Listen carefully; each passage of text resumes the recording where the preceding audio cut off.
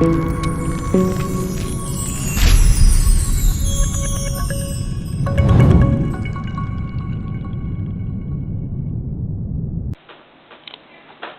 up, YouTube? Got another installment, another unboxing for you today.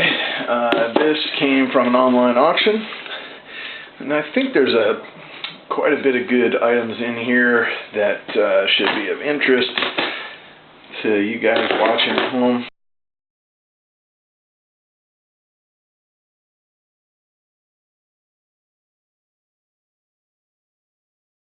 And oh, these might be the sets, actually. These are the sets, possibly. Well, both.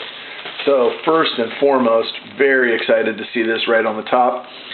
Really kind of colorful toning. I don't know if you can make that out, but it's at the bottom. So, of course, it was marked,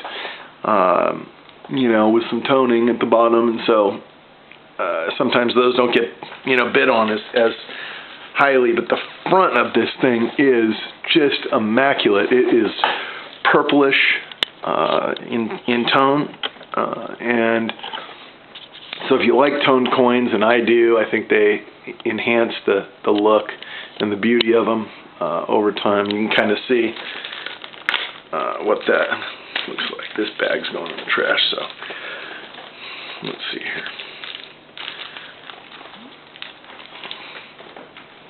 Pull it out and take a better and closer look.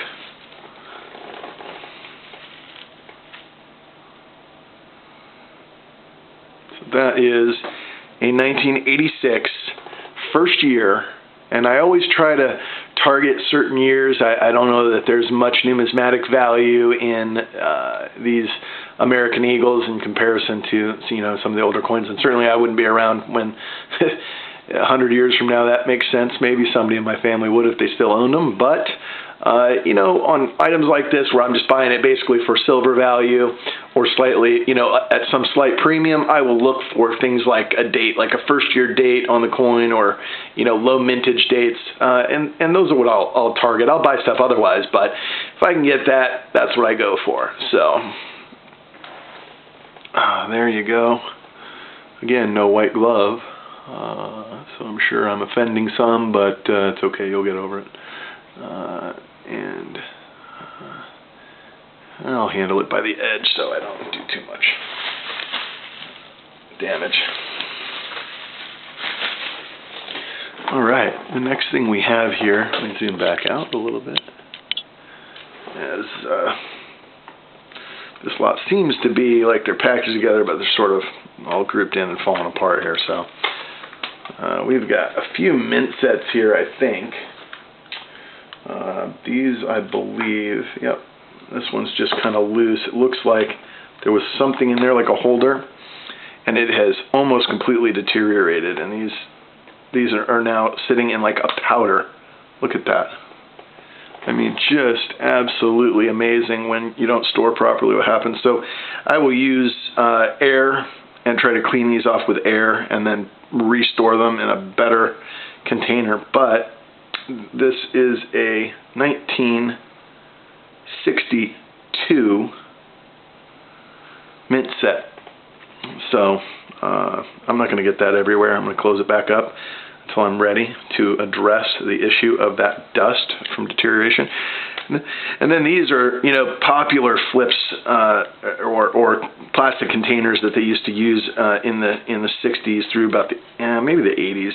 This one's kind of falling apart, but they interestingly enough have some acid in the cardboard and coloring and stuff they use, and they create some interesting toning on these sets. This is a 63 set, not in the original government mint packaging, but there's $10, $11 worth of silver there. So I have a 62, I have a 63.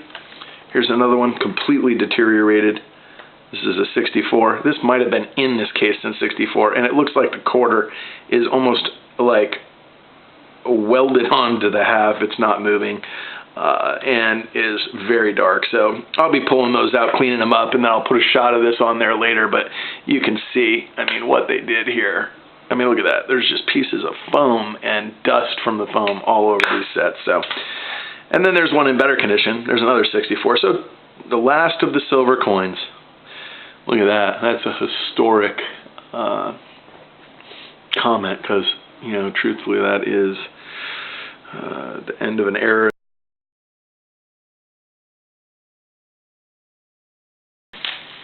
Yeah, so what I do, if you haven't watched another unboxing, is I sort of troll the online auction space and also estate sales and sites that I know are auction houses that occasionally will get coins, and that's maybe not their primary thing, so I don't end up with as much competition. You know, share kind of the method to my madness, which is if I can find something where they're offering, you know, an estate sale or lots of furniture or something like that, and they've got 5 or 6 items, or maybe they've got 10, 20, maybe more, but most of the people that are at that site are looking for a specific product or something that they want to buy other than coins. You get some guys like me, but, you know, probably doing similar to the same thing, looking to pay kind of silver value, melt, or looking for something they buy in a group that, you know, they can get some resale out of.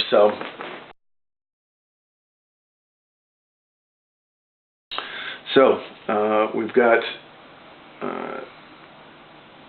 these are 2 3-piece sets, and these are uncirculated sets. So this is kind of in the Bicentennial year, which I like, the Bicentennial stuff. Anytime there's a major event or celebration that's going on, you know, the stuff that the Mint puts out oftentimes has special packaging or is unique. And these that have the dual date, 1776 to 1976, to indicate the Bicentennial celebration, are pretty cool. And these are the uncirculated. You see a lot of proof stuff out there. These came in a red envelope, and then they had a simple 3-coin package, and these are 40% silver coins.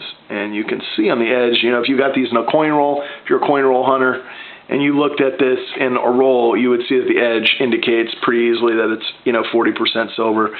You could flip them and have the same noise that a silver coin will make. You would know that. But packaged like this, you know what you're getting. Anyway, these are 40% silver, so we've got somewhere around $5 to $6 on the dollar, on the Eisenhower dollar, the Ike as it's known. There are some certain things. These are not the year where you have it, where there's some rarities, I believe, in here, and it can increase the value. I think it has to do with the ones that have a picture of the world, and there's different shapes. Anyway, Bicentennial is pretty cool. When they're made out of silver, just really nice collectability. So you've got the half, which would be at about, you know, somewhere between $2 and $2.50. I'll have to check spot on that. You know, half that value here. So you've got somewhere around, you know, $8, $9 in melt value on these sets, and I picked up 2 of them in a package at auction for about $2 over total over the melt value. So that's always nice, because you know that you're getting something that will hold its value, store its value, but also has some collectability. So you kind of can't go wrong. Anyway, so this next one is similar as far as where I was getting it. As an online auction, actually auction house holding a estate sale, and they posted up some of their stuff online, put their catalog online. So I was able to take a look and find that they had some silver items within this, and picked them up at a very exciting price, as far as those of you who get excited about silver stacking the way I do. So this is a 1900 O Morgan. If you guys like the Morgans, you're gonna like this, because these things go, you know, usually, especially with certain years and mint marks, and in decent condition. I mean, this one's not horribly worn. It's not AU or BU. It is pretty worn. The face is pretty worn down, but, you know, I would say, I don't know that it's cull. It's worn, but it's you know, certainly not some. Put this one off to the side next to the other silver dollar, the newer, the 86 and the 1900. So you've got an 86-year spread there. These are pretty cool. 1900 and 1903 Barber half, and this has an O mint mark. I think that's an O. Yep, it is. They both are O. So you have a 1900 and a 1903 O Barber.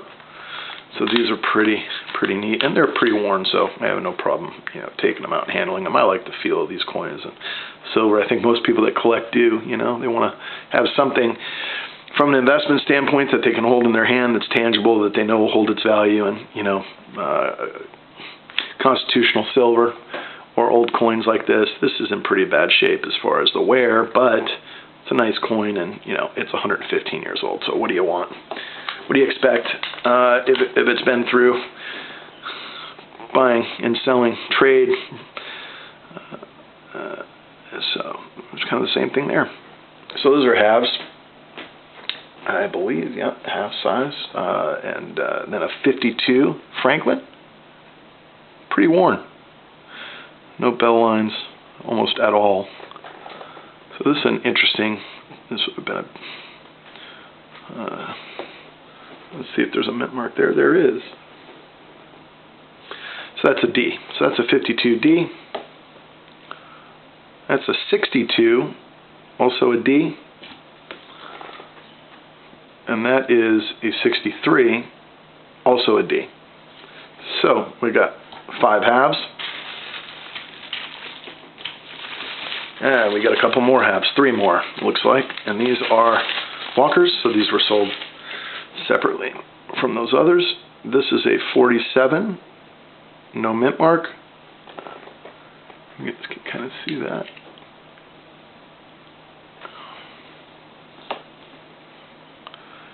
That is a 1941. Again, these are circulated, pretty worn. That is a D mint mark. Whoops, I dropped one. You can see the mint mark right down here on these coins. A little bit hard to see, but on the edge. And so because of that, where the edge is, sometimes they get worn to the point where the mint mark goes. So on some of the key dates where it'd be really valuable with a mint mark, sometimes they get circulated and that gets worn off. And that's always a bummer when you find those, because the value, if you could have the mint mark and it's visible, it'd be a lot more. And then this is an S, so you have a San Francisco mint, 1943. Another common date, but there's about $6 worth of silver right there. So that's a pretty neat little addition to the stack. And so this next is a Indian head penny lot that I bought, and oftentimes what I will do is I will pick these up just because as I'm trying to move, I may find a half like this, in this case, one of these. So a 1900 Barber that I really like, and I may have a 1900 in my collection, but it's in worse shape than this one. I don't think that's the case here, but that happens to me oftentimes, and so what I'll do is I'll take the 1900 here, put it in a flip, put it in my collection, and I'll take the one out of my collection that's in lesser condition with a certain mint mark. Typically instead of a year set, I'll try to make mint sets, but anyway, if it's a year set, so be it. I'll put it in the other one in a Whitman holder, and I will add a quarter from that year from my collection and the dime. I will look at the Buffalo nickels, find one for this year. This would be a V nickel in this case. Buffaloes didn't come out until 1913, so this would be a Victory or V nickel, Barber head nickel. So you'd have a Barber head set. You'd have the half, the quarter, the dime, the nickel, all of which I may have a few in my collection just in lesser condition, lesser good condition. But oftentimes I won't have the penny. So here's an Indian head, there's an 06, so I'll buy these if I can get them for a relatively good price. There's an 1899, so I may have an 1899 set that needs the penny to complete it, and then it becomes more marketable for somebody that's looking to that as a collectible item. So you take, basically what I will do is I'll take one of these, Whitman holders here, and I'll just make a collection like that, and then I'll post it up for resale on eBay. And it's the way I improve or high grade the value of the accounts that or of the coins that I have, by moving stuff along my account with eBay. So this one's rather thick. This is an 1864, so a good older year, thicker feeling penny, actually. It's interesting. This one is an error, it looks like. I don't know if that's a mint error, but, I don't know if you could see that, but it's like smushed up at the top. Almost looks like a train ran over it. And that was the thing back in the day we used to do as kids. Some kids would go out and put pennies on the train track, and it would flatten them. or you put them in those machines that do that. This one's just at the head of it, and it looks like it might have just been circulated and used, but came out of the mint this way potentially. So it's a 1 cent, 1908. This one, again, very thick. This actually feels really thick and different in size than these others. And that may just be based on circulation, but what it feels like to me, the thickness, is the Flying Eagle scent. So I certainly wonder, I mean, based on the year, it's around the time, I mean, this is 1864 Indian head.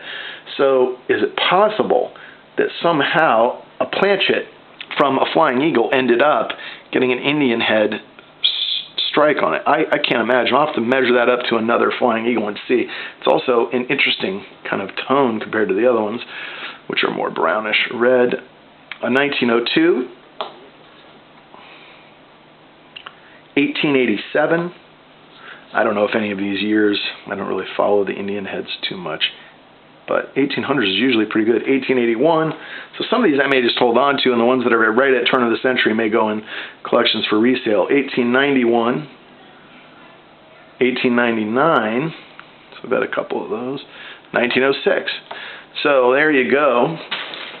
You guys have some Indian heads, which is unique for a silver stacker to be posting up those things, more of a numismatic. But you kind of understand why I get them sometimes, because I need them to round out. And the same thing goes for these. I'll try to high grade my walking liberties or upgrade them when I get one that's better, and then sell off one of the other ones to cover my costs or bring it down. So these are just older year nickels, and these are Jefferson head. What you may find, there's a 40, you may find in a bag like this, if I can get these for close to face value or so, sometimes above, because I need to I see a couple dates in the bag that I know I need to complete a year set or a mint set for resale, and so I'll pick them up because it's worth $1 or $2 above what the face value of the coin is, even though I don't really spend a lot of time collecting these type of things. The value in them for me has to do with resale. So now, last but not least, I promised you an AppMex box, and this one has a little deal associated with it. I might actually post this up in another segment, but post it same day.